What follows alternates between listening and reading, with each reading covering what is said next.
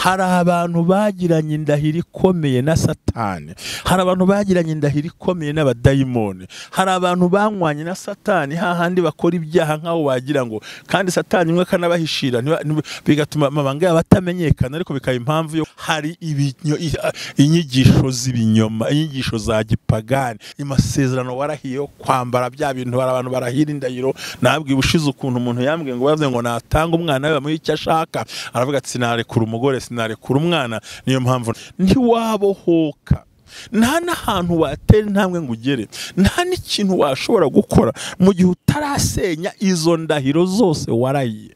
Reba ibintu bikubaho. Uzi ko Bibiliya yavuze ngo uzagira umuvumo, uzagira gute? Uzashaka harongora undi, urambagize harongora undi, wubaka inzu uturwemo n'undi. None ugira ngo cyamunara si umuvumo, wiyubakiye inzu ariko igiye guturwamo n'undi. Urabye ikibazo gikomeye ngo uzahinga hasarura undi, none se yukoze bakayitwarira si ikibazo. Yaravuze ngo inka ntuzanywa amata n'anyama, vuga ngo umuvumo uzakomaho mpaka kugera ukumaraho. Bavandimwe ngo uzabanzi bazagutera baciye mu nzira imwe, ubahungu uciye mu nzira zirindwi. Baze nawe umuntu umwe yaca mu nzira zirindwi gute? Nawe reba ukuntu merewe, ninde yafashwe n'ibyago, yafashe n'amaguru, indwara zidasobanutse, ubuzima budasobanutse. Ibyo byose ni umuvumo kwicaye ku mutwe kandi ukumereye nabi. Reka nongere mbasuhuze inshuti z'Imana, bakunze umwe bw'abera ministry, ni Pastor Nambazi Jean Baptiste ugarutse, aho turi muri ya gahunda yacu yo gusenga kandi tuganiriza abantu ni gute wakira imivumo, aho turi kureba intambwe zigera ku 10 mu buryo bw'umwuka zituma ubasha kubohoka no kwitandukanya n'imivumo y'uburyo bwose. Rero ndabakunda cyane. Imana ibampera umugisha mwebwe abo muri Amerika, Imana ibaha umugisha mu nkurikirana, aba muri Canada, aba muri Amerika y'Amajyepfo, mwese Imana ibampera umugisha imigitandukanye yo muri Amerika, ndetse n'abandi bantu batuye kure cyane ahantu hakonja cyane muri Canada, namwe ndabashuhuje. Imana ibampera umugisha. Reka mvugane n'umuntu wese ugenda unkurikira, cyane cyane umuntu w'inshuti yanjye ukomeye cyane, ni umuntu umunyamibabaro, burya n'inshuti yanjye. Ndagukunda, ndakwifuriza ibyiza n'umugisha w'Imana.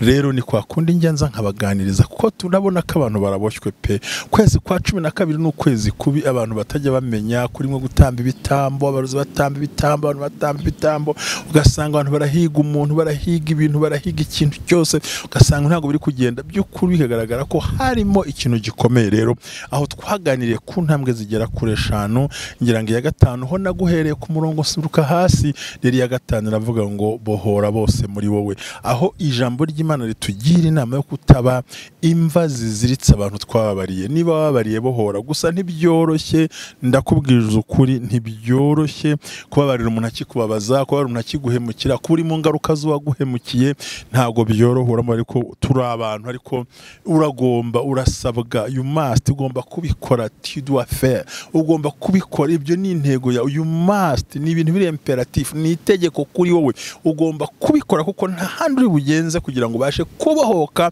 kuri ibyo bintu byakurwanije, bituma udatera imbere, bituma amaboko adakora ntagire ikigero ngo kigaragare, bituma basha kubona umugisha wagiye ntibyakunza, wavuye ntibyakunza, aho uri ntibikunza, aho wicaye ntibyemera. Byumvikane rero ko yuko harimo ikibazo. Aho twanye ku ntambwe ya 4 havuze ngo ihana ibyaha byose utazi n'ibyo usanga. Ibyaha tutazi nibyo ababyeyi bacu n'abana bacu nibyo badukoreye, ibyo tuzi nibyo twikorera ubwacu. Rero nagira ngo dusenge Imana unyemerere muvandimwe. Umuvumo si ikintu, karande si ikintu kikuvukoma mu nkokora ukabura amajyi, ukabura iyujya, nka ya ndirimbo twabonye yakora rimwe igiririmba ngo mu isi birakomeye, ngo ndebe nyuma aho mvuye ntibikunde, nkarya imbere ngasanga no biragoye, ngo nandicyo dusengana bakantererana, akavuga ngo kunyura mu nshuti yanjye n'igihe gitoya, humura, Imana yasezeranye ko izabana nawe. Ya niko bimeze, ni imibabaro abantu bacamo bakababara. Kubabarira rero ntago ari ikintu cyoroshye, noneho no kubohora ukikuziritsa, ahubwo ari ngo wibabarira abantu bose, batazi gusaba, bazi gusaba, ubikore. Hanyuma rero intambwe ya 6 ikomeye, mbere yuko tuyiganira, ngo gusaba ngo niba ujye ushima ibyo ubumwe bw'abera ministry bukora, kudukorera like no kuri, kora kuri like, ukore comment, ukore share, kandi nurangiza rwose unatubwire kubyishimiye, unatwandikire, turakwitaba, turahari kandi turagufasha. Kandi ikindi nongere nkubwire ikintu kimwe, hari igihe barembye ariko ngege natanze ibi ngibi, ntanga amaturo, barasengeye, runaka aransengera, kanaka aransengera, yambwiye ko bikuye hose, nabonye bivaho. Nta yindi mpamvu ni za ntambwe nye utaratera, kongeraho iya gatanu ivuga ngo bohora bose. Kubohora si ikintu nshuti, niyo mpamvu nibyo watanze bitari gukunda, ariko nukumara kubohora abantu ugatera intambwe gatandatu ngiye kukubwira, ibintu byose biremera. Muri iyi minsi tugiye gutangira amasengesho 15 hera 15 z'ukwezi kwa 12 n'umwaka kugeza 15 z'ukwa mbere mwaka wa 2023, aho tugomba gutangira kwambuka tukarenga umwaka, tugakomeza kwambuka tukagera muri kimwe cya kabiri cy'ukwezi. Nzakubwira icyo bisobanura, izaba ari intambwe ihura n'amezi menshi, nzakubwira ibikomeza bikubiyemo. Rero reka dusenga Imana. Nshuti yanjye nkunda, wowe urwaye, wowe ufite umubabaro mu mutima, wowe wavuye ku kazi, wowe ufite agahinda, wowe uyu munsi utagira inshuti kandi ufite bene wanyu, wowe wicaye ukiheba ukibaza ngo kubera iki Imana yahamarira ufite mu mutima n'akanyamaganya ufite mu mutima. Ushobora kuba uri n'umuyisilamu, ushobora kuba uri ndetse n'umurokoro, n'umugatolika, n'umupantekote, ushobora kuba uri umuzungu wumva ikinyarwanda, cyangwa se uri umurundi wumva ikinyarwanda, ushobora kuba uri umukongo wumva ikinyarwanda. Uwo ari we wese umutanze ubyumva kandi ukabibaza, ndagira ngo nkubwire ngo ikintu gikomeye, nta hantu wagera utabashe kubohoka. Ariko Kristo arahari, n'abakozi b'Imana barahari, nanjye ndahari, n'abandi barahari. Kandi gusa icy'ingenzi ni uko ugendera mu mahame yo kubohoka, ukabanza ugatera intambwe mu buryo bw'umwuka, maze ukareba ukuntu Imana ikora ibitangaza. Icyo uzakora cyose, hirya yo guteza ino ntambwe, turo watanga, igitambo watanga, icyo wavuga cyose kizagira imbaraga, kandi uzabohotse by'ukuri mu buryo budasanzwe. Imana ikumpera umugisha. Ndagukunda cyane, ndagukunda nkoze hano mu gatuza, ndagukunda cyane. Uri inshuti yanjye, uri umuntu w'ingirakamaro, nubwo abandi bagutereranye ariko Yesu aragukunda. Kandi nkubwire ngo rambura amaboko duhoberane, nibura ndirire mu gituza cyawe, nawe urire mu gituza cyanjye, tumaranisha umubabaro, kubwira abantu ko Yesu adukunda. Siko bizahora nshuti, si nuko bizama, nukuri ntago ariko bizahora. Ibintu bizahinduka, ibintu uzagubwa neza, umutima wawe uzanezerwa. Hari abagukunda n'abakwifuriza ibyiza. Reka dusenga Imana. Mana yacu, Mana y'imbaraga, Mana y'igikundiro, Mana y'ubutware, Mana y'inyabushobozi, iki kiganiro ubane nanjye, ubane n'amatwi bazacyumva. Kandi Data wa twese uhoraho, ukora ibitangaza cyane, kuko ababoshywe ni benshi, baboshywe n'amagambo, baboshywe n'imigozi, baboshywe n'indahiro, baboshywe n'ibitandukanye, ariko nkawe twizera ko ugiye kubabohora, kuko ukuri kugenda kujya ahagaragara. Ni nako nashobora kubohora ubwoko bwawe, kubwa Yesu Kristo umwami wacu. Amen. Reka dukomeze aho tugeze ku ntambwe yacu nziza, yego, ya 16 itoroshye. Iyi ngiyi ifite ikintu irakubwira ibintu bigera nko ku 9 ukwiye gukora. Icyambere, vuga mu magambo kandi usenyeshe ururimi rwawe ibyo wahuye nabyo ubigizemo uruhare, cyangwa ubigizwemo uruhare n'ababyeyi bawe. Vuga amagambo agutandukanya n'abarozi, indahiro warahiye, zarahirwa na so wanyu na nyoko wanyu, zarahirwa n'umugabo cyangwa n'umugore wawe, menya kuzisubiramo kandi uzisenye. 3, irukana umwuka wo kudominwa n'abadayimoni kuri wowe. Nuvuga ngo ugiye gusenyesha ururimi, imvugo yose ituma wumva dayimoni kuri hejuru yatangiye kudomina. Ikindi, senyesha akanwa kawe, ibirori byose wagiyemo abadayimoni bakunda kujyamo, ziriya za buwate, ibintu by'ubusambanyi, abagiye mu birori byo kusambanyi, abari amafilimi y'amaporono, abari amafilimi y'ibindi byose, hamwe ya za heroin, amafilimi ajya muri cyane amuteye ubwoba. Ibyo bintu byatura kandi ubikuzeho, kandi bya mihango wakoze aho baterekera, aho babandwa, ibyo wagiye gushungera ngo urebe ubisenyeshe, ubikuzeho imbaraga z'akanwa kawe. Kandi bivuge icya gatatu, senya amasezerano yo ku maraso. Abasanye indahiro y'isezerano bakica indasago, abandi bakanywana. Hari abanywanye na Satani, hari abanywanye n'abapfumu, hari abanywanye n'abadayimoni. Senya icyo kintu kiva mu buzima bwawe. Ikindi cya gatatu, senya ibicaniro by'ibigirwamana, Imana itariyo, ry'abanyabingi, ryangombe, guterekera, gusenga ibishushanyo, kuvuga amazina y'abapfumu abo mwagiye muganira, twa tuntu wambaye, tumwe baguhaye, twaduhu wambaye, mya myenda baguhaye, ya miti baguhe ngo wisige, bimwe baguhaye byose. Senya ibyo bintu Imana z'ibinyabinyoma ku buzima bwawe, false girls. So ikindi kandi ugire gute, kandi usenye ibicaniro by'amadini y'ikuzimu atemewe, amadini atemewe, asenga shitani, asenga akora ibintu bizibujijwe, ibintu bizira, ibintu bitari ngombwa. Senya kandi uhagarare neza kandi ukorane n'Imana. Ngibyo ibintu uri gusabwa mu buzima bwawe kandi ugomba gusenya uhagaze. Icyambere bivuga mu mazina, amagambo yose na contact wagiranye n'abantu batubaha Imana bagushoye mu bintu bibi, yabikora ku giti cyawe. Kandi ikindi by'abarozi, iby'abapfumu n'abacuraguzi, indahiro warahiye, kurahira ndahiro ukavuga uti nge nzakorera ibi nibi kandi atari Imana. Ikindi kintu, irukana umwuka abadayimoni ukuri hejuru kudomina, ugasanga abadayimoni bakugenda uko bishaka uko byiye. Ikindi cya kabiri, senya ibirori wakoranye na Satani ndetse ukabikorana nawe muri kugendana. Senya ibyo bintu kandi ntugarukeho. Ikindi gikurikiraho cyane, isezerano ry'amaraso. Burya wowe wenda ntiwabikoze, ariko abantu banywanye ku maraso baravugana ko bazanywana, bavuga ati njye amaraso yanjye n'ayawe tuzanywana, mpaka ukavana umuntu havanze amaraso n'ay'abadayimoni ku buryo byamubangamiye. Ibyo ushobora kuba utarabikoze, ariko iwanyu barabikoze, aho ukomoka barabikoze, aho uvuka barabikoze, kandi bikakwafekta ku buryo bukomeye ku buzima.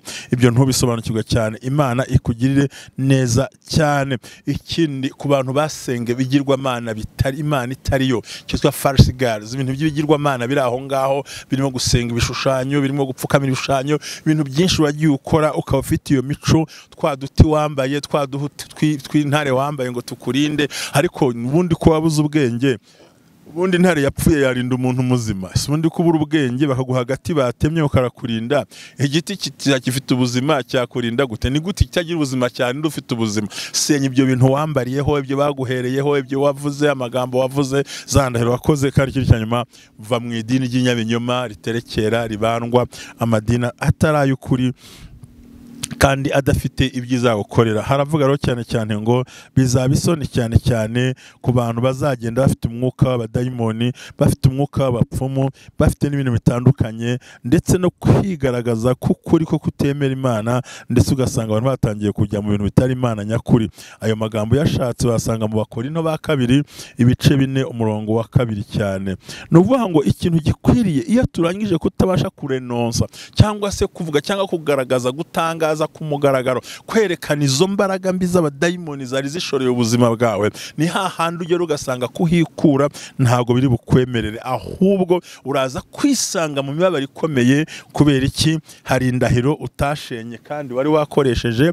Ikindi cya kabiri, hari ibyo wakoze kubera abapfumu, abarozi, hari ibyo wakoze ku ndahiro warahiye mbi cyane, ukarahira indahiro utabizi, ukavuga ibintu bidasanzwe. Ikindi, kuba hari imyuka ikurihije abadayimoni kwirukankaho. Ikindi gikurikiye, ibirori bya Satani, seremoni za Satani wagiyemo, seremoni z'abadayimoni wagiyemo, ngo muri boîte, ngo ninjoro mo basambana. Burya n'abantu bakunze kureba amapornography bose bareba za filimi z'ubusambanyi, nabo bwabo baba basa nk'abari mu birori byo kwa shitani. Ibyo bikubita bishenye, bironose bikoresha akanwa ubyirukana bivaneho. Iyo ni ntambwe ikomeye. Mwamaze kumva ko bwa mbere hariho kwihana, ariko nahangaha ni ukwatura no kwitandukanya. Abo banywanya amaraso, imbaraga z'abarozi babandi bazi kugizo abita ngo ni witchcraft, bakaba hari witches barabikoze cyane, hakabaho n'abarozi ubwabo n'abapfumu no guterekera ya mihanga ipfuye, imwe wagiye urahira utabizi, wagiye ukora utabizi, wari ibyo kurya byatishuta bateresheje utabizi, wari ibyo kurya nyuma y'amano utabisobanukiwe, ushobora kuba warabanzwe, ushobora kuba waraterekera, ushobora kuba nyari gukoreye n'uyu munsi bakigukorera nubwo ugikane bakibigukorera, ariko byatumye utabasha kuboka ngo ugere ku rwego rwiza. Rero birasaba ko uyu munsi wa none ku ntambwe ya 6 ahangaha noneho twabonye ko tumaze kubabarira, tuba dusa nkaho dushoje ibyo nakwita ngo ni intambwe zo mu mwuka, ariko ahangaha ni intambwe zikureba wowe ubwawe, wowe wicaye urimo nyumva ukurikirana abantu bose mwagiranye contact kandi batari beza, harimo kwatura ubusambanyi, kwatura inzoga, kwatura ikintu cyose, kwitandukanya nabo no gusenya ibyo bintu byose, warangiza ibyo wakoranye n'abapfumu, ya miti baguhaye, yo bagusize, indasago baguciye. Burya hari n'abantu ngiye tuziranye kandi babazi neza ukuntu agira gutya, akagira amavuta yo kwisiga, agashyiramo n'ubundi buti bwo kwisiga muri abo mavuta kugira ngo bamukunde bamwe. Ibyo byose bikuraho indahiro zarahiye, zivaneho, zabe z'abapfumu, zabe zo mu barozi. Hari indahiro zakozwe nawe ariko no gutanazikoze, so yarazikoze, nyoko yarazikoze, sokuru yarazikoze, nyoko yarazikoze, sokuru yarazikoze, ntawamenya, you never know wabikoze. Ikingenzi nuko ingaruka z'umuvumo uzibonaho, ingaruka za karande uzibonaho, uboshye mu bitekerezo, ibyo ukoze byemera, icyo cyo gupanga kidakunda, icyo ntago kikwemerera, bivuze ngo hari amakuba n'ibyaga kuzengurutse, ibyo wabasha kubikuraho, amaboko yarakora ntibikunda, ntago wabihakana. So byumvikane ngo niba wibona ibyo bintu nuko nubundi hari impamvu, subiramo rero usenye ibyo bintu, nurangiza nizo ndahiro zikuremo, byo kwa Satani bireke, amaraso, isezerano ry'amaraso naryo urisenyesha akanwa kawe kandi ubikore mu buryo bwihuse. Zabindi wambaye, ibyo baguhaye, ibyo baguhaye kujugunya, twabaye guta mu nzira, ibyo byose ni ibintu bigaragara ko barimo wizirika. Ikindi ni false gods. Urumva abantu benshi bagiye basenga ibigirwa Imana, babiramya, bayipfukamira, ati ryangombe ry'ababinga, bavuze ati Imana yakaye y'umuntu runaka, bakavuga ibintu batanumva batanazi, bakisanga no mu birori badasobanukiwe. Ntibigutangaze ko nagusanga mu birori bya Halloween nasanga babigezemo kandi uri umukristo, nagusanga babigezemo. Abantu baraterekera ntibabizi, abantu barabandwa ntibabizi, abantu barihuza na Satani ntago babizi, abantu barihuza n'abademoni ntago basobanukiwe. So bivuze ngo rero birakwiriye ko ukwiye gusenya ibyo bintu kandi ugakoresha umunwa wawe kandi ukiyeza. Ikindi ukava mu madini y'ibinyoma, false religion. Nuvuga ngo icyo kintu n'ibinyamagambo, bintu bidafite gahunda, abantu basenga ibigirwamana, abantu basenga, abantu badasenga Imana, va mu barungi, va mu bantu batemera Kristo, va muri ibyo bintu, maze urebe kudasenya ibyo bintu byose bigakunda, maze Imana ikagutabara. Nuvuga rero ngo icyo gihe aya magambo tuganiriye ubwayo arakugaragariza neza uko ugomba gusenya ibyo bintu. Muvandimwe, iyo umaze gusenya ibi bintu bigire nk'umuco, ubigire practices, kandi icyo gihe bizatuma bihamagara kubohoka. Kandi ikindi ujye uhora ubivuga kenshi, ubisenya, ubikuraho, ujya mu mucyo kugira ngo ubashe kwakira ubuzima budasanzwe. Kandi bivuge mu buryo bworoshye ariko usa nk'uwitabara, uvuga uti Mwami, contact zose nagiranye n'abantu batari beza ndazikatinze. Ibyo byose ugenda uvuga uciye bugufi, ukavuga uti Mwami, abo twagiranye amasezerano apfuye ndayaretse, abo twemereje gusambana mu ibanga ndabiretse, abyo hanagiye nkora byose ndabiretse mu izina rya Yesu. Sinzongera gusenga ibigirwamana n'ibishushanyo, sinzongera kujya mu birori by'abadayimoni, sinzongera kwita no gukurikirana ibirimo biba ku buzima bw'abantu cyangwa se ndeba za pornography n'ibisa nkanabyo, ahubwo mbaye umwana w'Imana. Kandi warangiza ukumva ko ugiye gukora umuhango mwiza wo kubreakinga ndetse mu mucyo ibyo bintu byose ukora, kandi ukabikora ubishaka kugira ngo ubashe gutsinda, ubashe no kugera kure nk'uko Imana irimo ivugana nawe. Rero nshuti y'Imana unkurikiye, mukozi w'Imana unyumva, ngo uko ukwiye kubohoka, ngo y'inzira yo kubohoka, iyo ntambwe uyitanze niho mwabwiye cya gihe ngo akanwa kavanwaho n'akandi kanwa. Urumva Imana ikumpera umugisha. Ngiyi ntambwe rero ya 6 nakubwiraga, ukwiye gusobanukirwa, ukwiye kumenya, ukwiye gusobanukirwa, ukwiye gutekereza, ukwiye kwegera, ukwiye gukora, ugasobanukirwa. Hari abantu bagiranye indahiro ikomeye na Satani, hari abantu bagiranye indahiro ikomeye n'abadayimoni, hari abantu banywanye na satani hahandi bakora ibyaha nk'aho wagira ngo, kandi satani imwe kanabahishira bigatuma amabanga yabo atamenyekana, ariko bikaba impamvu yo kuba uboshywe za nkutenye twababwiraga ko zari zihagaze ku ruhande rwawe. Ibi bintu bikomeye nagusobanuriye kuvuga ubwawe uti mwami nditandukanya na bwa busambanyi, nditandukanya na bwa businzi, nditandukanya na bya bintu byose nakoraga, indahiro narahiye, imitabapfumu bampaye, iyo nisize, iyo nanyoye, iyo nambariyeho nyitesheje agaciro, ubu nambaye amaraso ya Kristo, nambaye ubwami bw'Imana, nambaye gukiranuka, mfite intwaro z'Imana z'uburyo bwose. Ugahagarara mu gitabo rwandiko Pawulo cy'Abefesi ibice 6:10 ngo ntiturunga ibisigaye mukomerere mu mbaraga z'ubushobozi bwe, ngo kandi mpanige mudashikamye ku munsi w'amakuba, ko tutarwana tudakira n'abantu bafite umubiri n'amaraso, ahubwo ni abanyamyuka abanyabushobozi bakorera mu biri bafite imbaraga, ngo cyane tubasha guhangana, ngo tutware intwaro z'uburyo bwose. Arazisobanura. Bivuze rero ngo noneho iyo utarasenyesha ibyo bintu akanwa kawe, tangira ubigira umuco muri wowe. Ni wowe uzaho waryamye usambana, ni wowe uzaho waryamye ukora ibyaha, ni wowe uzi uko wakoze, ni wowe uzi uko waterekeye, ni wowe uzi uko wabanzwe. Nubwo utanabizi ariko iwanyu barabizi, iwanyu barabivuze, barabisobanukiwe. Ntabwo ushobora gusenya bino bintu utabanje kwatuza mu buryo bworoshye akanwa kawe, simple, ugakoresha akanwa kawe, ugakoresha umunwa, ukabivuga ukabisenya. Izo ndahiro zose wagiye urahira, uko byagiye bikugendekera, ibyo wagiye uvuga byose, ukagenda usenya izo ndahiro mu buryo bukomeye cyane. Kuko iyo practice nukomeza kuyikora, ukayikora buri munsi cyane, izaba impamvu yo ku breaking off ibintu byose byakurwanyaga, utangire ubohoke. Muntu w'Imana, hari inyigisho z'ibinyoma, inyigisho za gipagani, inyigisho zitageza ku musaraba ukazireka, ibasenga igirwamana ukabyihorera, amasezerano warahiye yo kwambara bya bintu. Abantu barahira indahiro. Nabwiye ubushize ukuntu umuntu yambwiye ngo bavuze ngo natanga umwana we bamuha icyo ashaka, aravuga ati sinarekura umugore, sinarekura umwana, niyo mpamvu ntabikora. Uwo ni umunyabwenge, ariko nawe yari yakoze ubuswa ko yaragiye kuraguza, agiye gushaka ibyo bintu. Rero hari abantu banywanye n'abadayimoni kugira ngo batunge amafaranga menshi, hari abagiye bakora bidasa bitari byiza. Rero ni byiza kutandukana n'icyo kintu, kandi warangiza ukakivaho burundu, ukagisezerera burundu, kugira ngo ubashe kubohoka. Rero ntiwabohoka, nta n'ahantu watera intambwe ngo ugere, nta n'ikintu washobora gukora mu gihe utarasenya izo ndahiro zose warahiye. Waravuze ngo wanzoga wese nzakureka. Inzoga nukuri uti ngiye nibyagira gute ntabwo nareka gusambana. Kumva uri intwari yo kubivuga, ariko urimo uranywana na satani, urimo urisiga amavuta n'icyaha, urimo urihuza n'ibicaniro by'imivumo, urimo uregera umuvumo kugira ngo wongerere ubukana, kuko ari byo iwanyu bagiye bakora buri munsi. Ngizo za divorce, urupfu rutunguranye, impanuka zitunguranye, ubukene butunguranye, akaga gatunguranye, kutabasha kugera ku ntego, guhomba ibyo ushaka, guhomba ibyo wifuza, kubura icyerekezo, guhura n'abadayimoni n'uburyo bose bakuzonga, kubura aho ufatira hose. Ibyo byose bikaba imbaraga zihagurukira amasezerano yawe, kugira ngo utagira ahantu basha kugera mu buryo bukwiriye. Rero Imana ikugirire neza, Imana ikwambika imbaraga, Imana iguhe kubohoka. Gendimo nditegereza, navuze ngo icyo nkeneye ni iki, bantu b'Imana, gufata umwanya nk'uyu, nkafata umwanya nk'umusaza, nkakubwira ibi bintu byanditswe. Nta yindi ntego mba mfite, ndagira ngo ubohoke, va mu gahinda nshuti yanjye. Ayo marira nayiki, urabaza ngo why not me?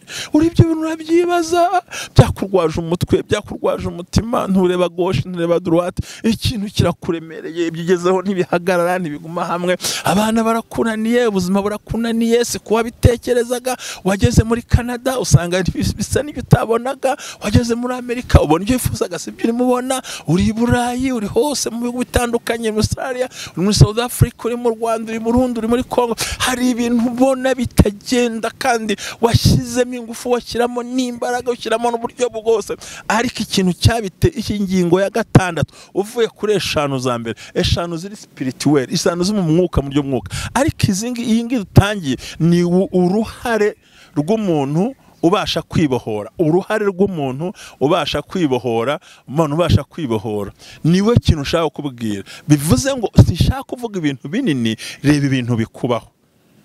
Uzi ko Bibiliya yavuze ngo uzagira umuvumo, uzagira gute? Uzashaka harongora undi, urambagize harongora undi, wubake inzu uturwemo n'undi. None ugira ngo cyamunara si umuvumo, uyubakiye inzu ariko igiye guturwamo n'undi. Urabye ikibazo gikomeye ngo uzahinga hasarura undi, none se yukoze bakayitwarira si ikibazo. Yaravuze ngo uzanywa amata none maze vuga ngo umuvumo uzakomaho mpaka kugera ukumaraho. Papa handi mwe ngo uzabanzi bazagutera baciye mu nzira imwe, ubahungu uciye mu nzira zirindwi. Baze nawe umuntu umwe yaca mu nzira zirindwi gute? Nawe reba ukuntu merewe, ninde yafashwe n'ibyago, yafashe n'amaguru, indwara zidasobanutse, ubuzima budasobanutse. Ibyo byose ni umuvumo kwicaye ku mutwe kandi ukumereye nabi. Ni byiza rero kuhamagara umuntu ukitoza kuvuga ayo magambo usengana n'umuntu. Ubundi ngewe umuntu hamagaye ngo dusengane, dusenye karande, iyo ntamuhaye icyumweru muha iminsi 3 yo kugira ngo dusengane mpaka yumvise ko abohotse, ariko agatera zino ntambwe akamenya ibi bintu. Rekuraho indahiro warahiye, ibyo wanze kureka, ya mico, kandi ugasanga birimo birakwafekta, urababaye, ntusinzira, ntugira ibitotsi, ntubaho neza, ufite umubabaro, ufite agahinda, ibyo wicaye ngo birakurusha. So umva rero nicyo kintu gituma uyu munsi urira, kuki wabaye uyu munsi wa none watandukanye n'ibyo bintu wisize. Hari indasago baguciye kera, ivu ry'abadayimoni riracyari muri wowe, hari ibyo wakoze nk'imihango biracyagukurikiye, hari ibindi wabayeho kandi nibyo wayisanzemo. Rero senya ibyo bintu kugira ngo ubashe kubohoka nk'uko nabigusomeye nongeye kubigusomera. Ongera utangarize kontakte yose wagiranye n'abantu bakorana na Satani, abasambanya, abajura, basinza, banywa inzoga, bahemuka, bakora ibyaha, byose babikoraho ngaho. Utandukane nabo kandi ube kubihagaze. Ikindi tandukanye n'imvugo z'abapfumu, kandi utandukane n'iby'abarozi, witchcraft, ibyo bakuzaniye, bawicezi bazanye, ugasanga nawe ntubizi, kuko umuntu abwenga akiri ntuzaho umuntu ajunjame, nawe ubwo uri umurozi. Ikindi ikureho indahiro. Hari indahiro warahiye uri imbere y'abadayimoni utabizi, hari ibyo yavuze wikinira ngo jewe ngo ntabwo nzarongora ntaragira imyaka 40. None ndebera utangiye gutekereza kurongora byakunani, kuko waravuze kandi byari bikwiriye. Senya izo mvugo. Ngiye sinzashaka mutameze gutya, none waramubuze n'imvugo wavuze, abana banjye bazamera gutya. Hari imivumo dukoresha n'akanwa kacu. Senya izo mvugo. Ikindi kabiri, wituma abadayimoni bakuvogera, irukana umwuka wo kuvogera mu buzima bwawe.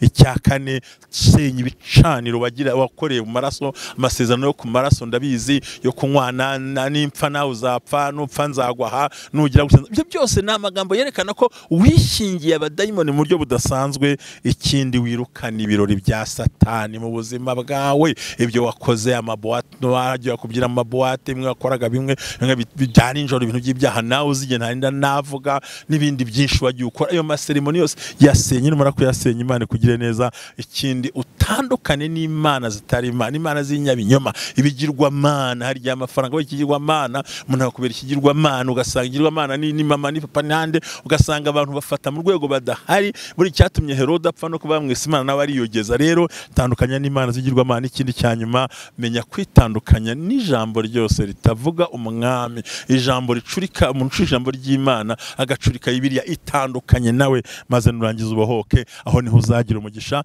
uzabibusarure, uzasabuza cyura umugore kandi urongorwe, uzagira umugisha, uzavukomera ibitambo, uzagira umugisha, uzajya werekera, uzagira umugisha mu kazi, uzagira igikundiro, uhamagara umushumba bigufashemo. Ndahari n'abandi barahari.